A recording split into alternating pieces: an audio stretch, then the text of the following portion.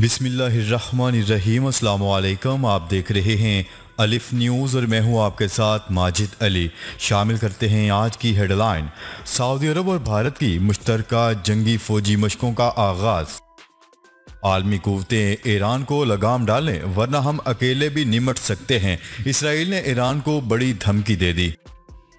Israeli वज़ीर ख़ारजा का अरब अमारात के बाद एक और मुस्लिम मुल्क का दौरा। तालिबान ने अशरफ गनी के मुस्ताफ़ी होने तक मुज़ाकरात से इनकार कर दिया। वज़ीर आज़म इमरान खान। काबुल तालिबान से कितने दिनों की दूरी पर अमरीकी इंटेलिजेंस ने खबरदार कर दिया। भारतीय सिखों के एहतजाज का खतरा। मोदी सरकार ने दिल्ली में लाल किले के सामने कंटेनर्स की भरमार कर दी। कतर ने सऊदी अरब में अपना सफीर मुकर्रर कर दिया। वज़ीर आज़म इमरान खान आज तरबेला डैम के तोसी मंसूबे का संगे बुनियाद रखेंगे। पाकिस्तान और दुनिया भर की खबरों से बाखबर रहने के लिए अलिफ न्यूज़ को सब्सक्राइब कर लें और बेल आइकन को क्लिक करना ना भूलिएगा। नाजरीन, अपनी आरा का इजहार कमेंट सेक्शन में लाजमी कीजिएगा। हेडलाइंस आपने जानी। अब बढ़ते हैं खबरों की तफसीलात की तरफ। सऊदी अरब और भारत की मुश्तरका फौजी मशकों का आगाज। मशकों का मकसद मुश्तरका ऑपरेशन के नफाज के दौरान खलीज अरब के पानियों में सिक्योरिटी को मजबूत करना है। रिपोर्ट के मुताबिक खलीज अरब के पानियों में मशरकी बहरी बेड़े की नुमाइंदगी करने वाली रॉयल सऊदी बहरी अफवाज और हिंदुस्तानी बहरी अफवाज के दरमियान मुश्तरका बहरी मशकें शुरू हो गई। गैर मुल्की खबरसां इदारे की रिपोर्ट के मुताबिक ये मशकें मुश्तरका मशकों के नफाज के जरिए अस्करी तस्वुरात को यकजा करने और तजर्बात के तबादले की कोशिशों का हिस्सा है। सऊदी अरब की रॉयल नेवी और हिंदुस्तानी बहरिया के माबैन होने वाली मुश्तरका मशकों का मकसद मुश्तरका ऑपरेशन के नफाज के दौरान कमांड कंट्रोल और मवासलात के अमल को तरक्की देना और खलीज अरब के पानियों में सिक्योरिटी को मजबूत करना है। खबर के अगले हिस्से में बात करते हैं। इसराइल ने आलमी कुव्वतों से मुतालबा किया है कि ईरान और हिजबुल्लाह को दहशत गर्दी से रोका जाए वरना हम खुद भी निपटना जानते हैं।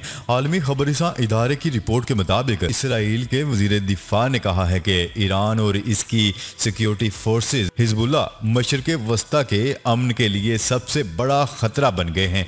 ऑयल टैंकर्स पर ईरान के हमले नाकाबिले बर्दाश्त हैं। इसराइली वजीर दिफा ने आलमी कुव्वतों से मुतालबा किया है कि ईरान और हिजबुल्लाह को जारहियत से रोका जाए। इसराइल अकेले भी इनको सबक सिखा सकता है, लेकिन हम आलमी बरादरी से कटकर कुछ नहीं करना चाहते ताकि दोस्त ममालिक को शिकायत ना हो। वज़ीर दिफा ने मुतनब्बा किया है कि अगर आलमी कुव्वतें ईरान को नहीं रोकेंगी तो इसराइल तनहा ईरान और हिजबुल्लाह का मुकाबला करेगा और हिजबुल्लाह पर दबाव डालने के लिए लबनान में अहम हद्दा को निशाना बनाने के लिए तैयार हैं।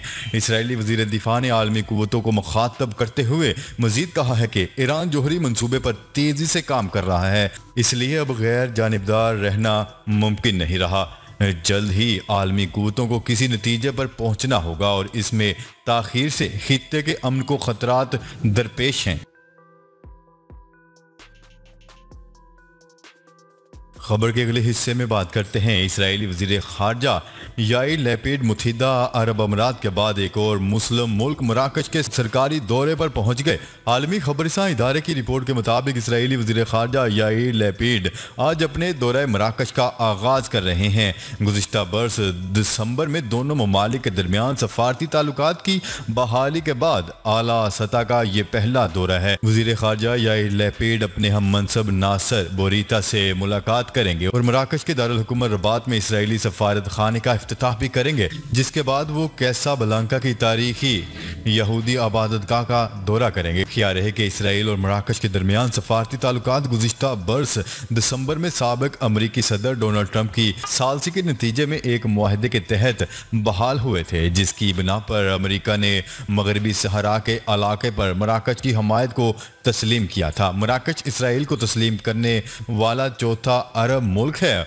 और इससे कबल मुत्तहिदा अरब अमारात, बहरीन और सूडान भी इसराइल के साथ सफारती और तजारती ताल्लुकात बहाल और सफरी पाबंदियां खत्म कर चुके थे।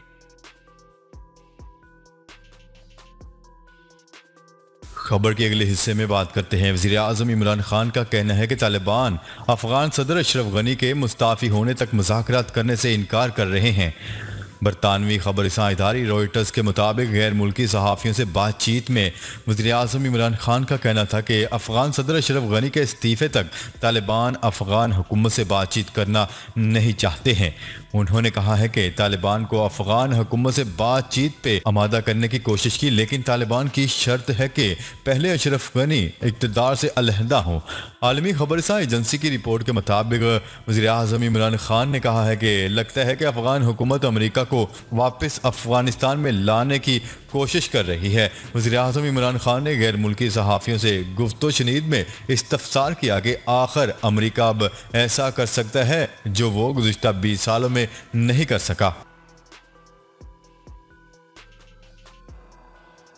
खबर के अगले हिस्से में बात करते हैं। अफगान तालिबान आइंदा 30 रोज़ के अंदर दारुल हुकूमत का दीगर शहरों व इलाकों से राब्ता मुनक़ता कर सकते हैं और 90 दिनों के अंदर काबिल पर कब्जा भी कर सकते हैं। बरतानवी खबरसां एजेंसी रॉयटर्स के मुताबिक ये बात अमरीकी इंटेलिजेंस ने अपनी रिपोर्ट में कही, लेकिन साथ ही वाज़ह किया गया है कि यह हतमी नतीजा नहीं है, क्योंकि अफगान फोर्सेस ज़्यादा कुव्वत दिखाकर तालिबान को पीछे भी धकेल सकती है। अमरीकी इंटेलिजेंस के मुताबिक ये अंदाज़ा फिल वक्त तालिबान की बढ़ती हुई पेशकदमी को मद्देनजर रखकर लगाया गया है। वाज़ेह रहे कि गुज़िश्ता चंद दिनों के दौरान तालिबान ने बहुत ज़्यादा तेज़ी के साथ पेशकदमी की है और कई सूबाई दारुल हुकूमतों का कंट्रोल भी संभाल लिया है।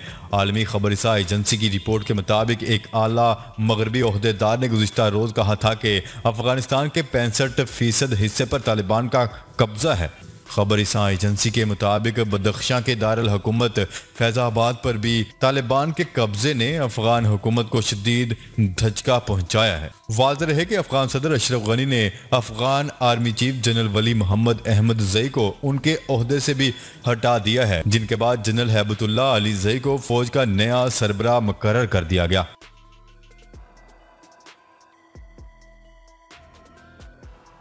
खबर के अगले हिस्से में बात करते हैं। भारतीय तारीख में पहली बार भारत के योम आज़ादी से कबल दिल्ली में लाल किले के सामने कंटेनर्स की भरमार कर दी गई। वहाँ 7 कंटेनर्स ऊपर तले रखे जा रहे हैं ताकि सामने की जानिब से लाल किला दिखाई ही ना पड़े। ये तमाम इकदाम 26 जनवरी को भारतीय योम जमहूरिया के मौका पर सिखों की जानिब से होने वाले हंगामों के पेश नज़र रखते हुए किए जा रहे हैं। भारतीय खुफिया एजेंसी को अंदेशा है दिल्ली में मौजूद सिख 15 अगस्त को बड़ी तादाद में लाल किले का रुख करेंगे और 26 जनवरी को खालसा परचम लाल किले पर लहराने पर सूरत हाल दोबारा पेश आ सकती है। खबर के अगले हिस्से में बात करते हैं। कतर ने सऊदी अरब में सफीर मुकर्रर कर दिया। कतर के अमीर शेख तमीम बिन हमद अल सानी ने बंदर बिन मोहम्मद अल अतिया को सऊदी अरब के लिए सफीर मुकर्रर कर दिया। आलमी खबरसां इदारे की रिपोर्ट के मुताबिक सऊदी अरब ने 2 माह कबल कतर में अपने सफीर को बहाल कर दिया था, जिसके बाद कतर के अमीर शेख तमीम बिन हमद अल सानी ने भी सऊदी अरब में अपना सफीर मुकर्रर कर दिया है। कबल अजीम मिस्र ने भी कतर में सफीर की तकर्री करके सफरी ताल्लुकात बहाल कर लिए थे, जिसके जवाब में कतर ने भी मिस्र में अपना सफीर मुकर्रर कर दिया है। मुत्तहिदा अरब अमीरात और बहरीन ने सफारती ताल्लुकात की बहाली के ऐलान के बावजूद तहाल अपने सफीर मुकर्रर नहीं किए हैं।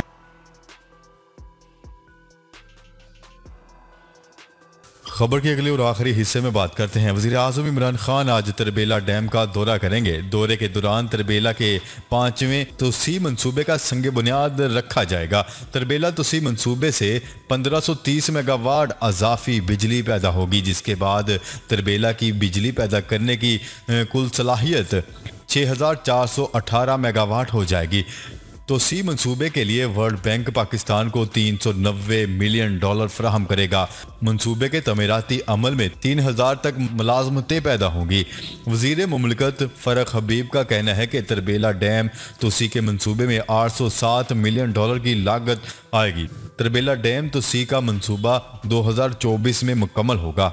उनका मजीद कहना था कि वज़ीर-ए-आज़म इमरान खान मुल्क में आबी ज़खायर के मंसूबों की तकमील में गहरी दिलचस्पी ले रहे हैं।